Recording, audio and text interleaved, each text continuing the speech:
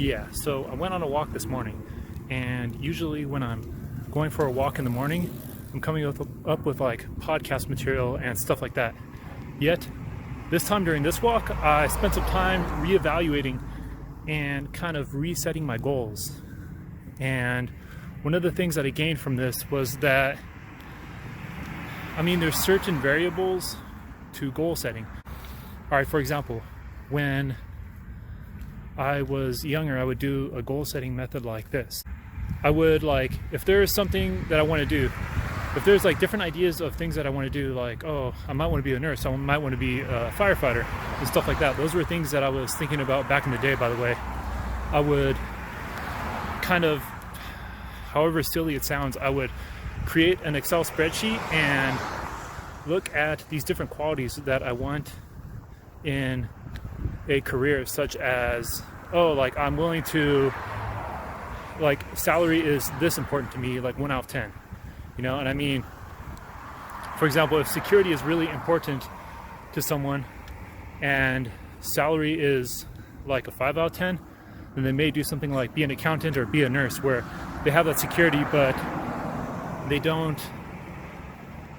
they have that security, but their salary is livable. It's good, but it's not amazing. Whereas someone who had a high salary, who desires a high salary, may go for something like being an entrepreneur if they're also willing to put in the risk, put in the courage and stuff like that. Yet one of the things that I gained from this was that, with Conversations with God, I read that book, and I think they have a point where they say that there's a whole bunch of different variables in setting a goal. Yet the main variable is, do you want this to be a statement of who you are? And I think this is they make a really good point here. And not only that, I think it's, with this question, they come at it from a perspective of who you are, and I think that's a big thing, because one of the methods I used this morning in order to reevaluate my goals, and it kind of pretty much got everything done, was I remembered who I am, that I am the universal energy, or for these purposes we could say I am the word, whatever you want the word to be. I am God, I am the universal energy, I am divine, or whatever, and that same, the exact same thing applies to you. You are the word, you are divine, you are God, or whatever you want to call it. We could call it the word, because it's whatever word you want to use, we're all talking about the same thing basically. Yet I was using this method for goal setting. I said, I am God, I already know. And I was telling myself this as I was writing out my long-term goals, because I think there's that part of us deep down within that already knows what we want to do. Yet, we pretend like we forgot, and I know what I want to do in the long term, and I want to eventually in the future get into politics so I could make this world better for all the people.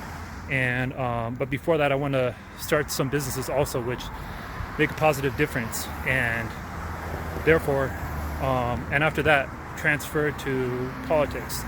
And through this also, these businesses will help get my creativity out there and stuff like that. But first, of course, this YouTube channel and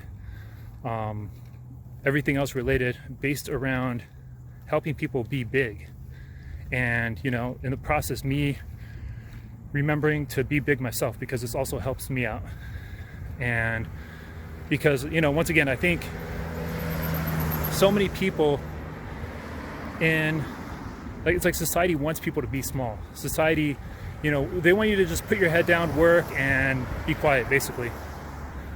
Yet I don't think this is how people were meant to live, and I don't think this is a reflection of who people are. I think people are naturally big, and yeah, that's basically it. I went this that's what I'm about, because in my past I basically took some bad advice from well-meaning people in my life. And you know, whenever you take advice like that, you're always acting small. And you know, I mean, the opposite of this in some respects is like, you know, it's kind of like what sales do, you know, because in that instance I wasn't selling myself well enough to these certain people who I knew, who were basically giving me lousy advice. I wasn't selling myself well enough. And you know, this also relates to who you are, like what I talked about earlier, that you are the Word and I am the Word. And you know, this is also something which helped me get through these times where I basically took that bad advice and it got me to a not so good spot in my life. You know, like remembering who I am the Word, you are the Word. Remembering that helped me get through these times.